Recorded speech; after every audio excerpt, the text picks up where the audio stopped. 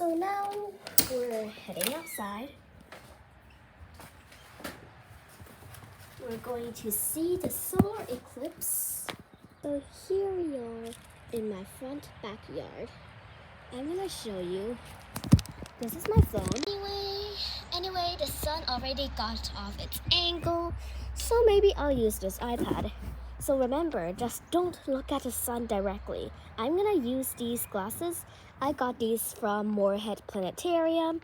The lunar eclipse is gonna last to around 4:28 p.m. here in North Carolina. So I'm gonna put this over. The sun's right there. I'm gonna put this over the camera so you can see it, maybe.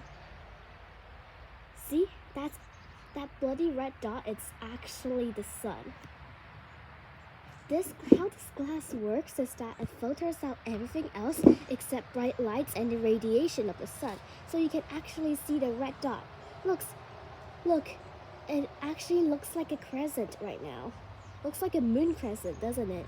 But if you take it off, so bright. Putting it back on, so pretty. Don't worry, I got a time lapse ready. I know this camera is a bit shaky. I don't know how to handle it, but hope you see just fine. Alright. So first you really need to know what an eclipse actually is. Ironically, I'm drawing it out for you under the solar eclipse right now. By the way, this is in North Carolina. So an eclipse can be classified into a solar and a lunar eclipse.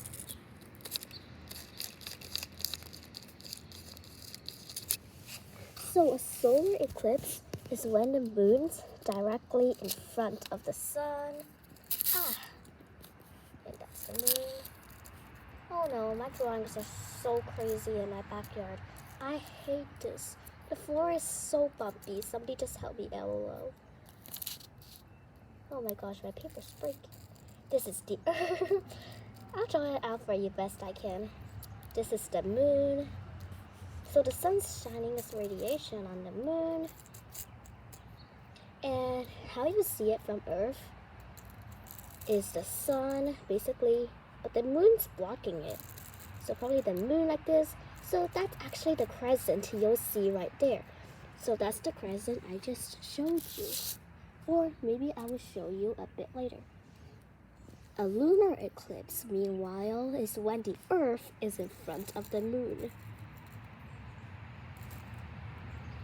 So basically, the Earth is blocking the moon itself.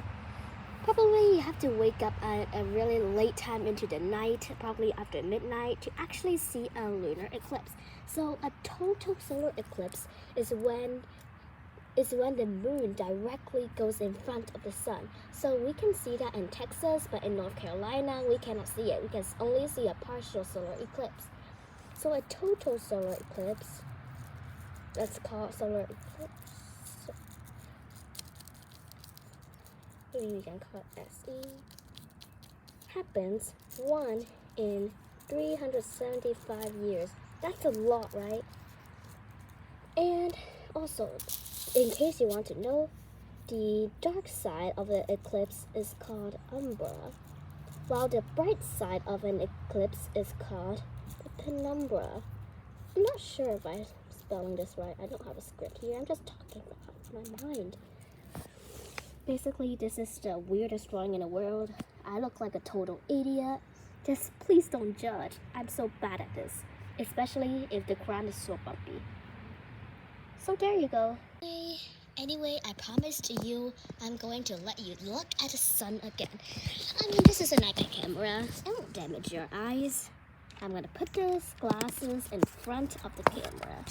Let's see. I'm gonna give you a good Google Slide simulation.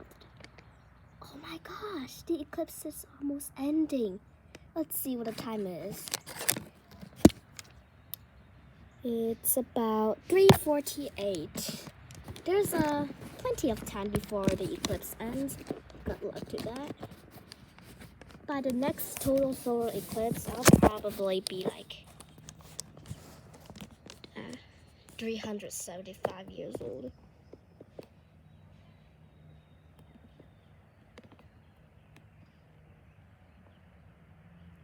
Alright, doesn't it look like a blood moon? I'm gonna show you my time lapse after this. You don't have to do anything. Alright, let's get back to my computer and I'll show you everything that's back on our computer. This is not so shaky anymore. And I want to show you something really special. You can actually track an eclipse in Univision. This is basically, I do not want to show you my zip code. Okay. See? It's so pretty, right? I told you it's gonna end at 4:28 p.m. I'm gonna show you again and again because I just can't believe it. This is actually really, really cool. And for now, I think it's 4:16. So now I want to show you how the solar eclipse looks like on my camera. Definitely not this one. I'm gonna show you really cool.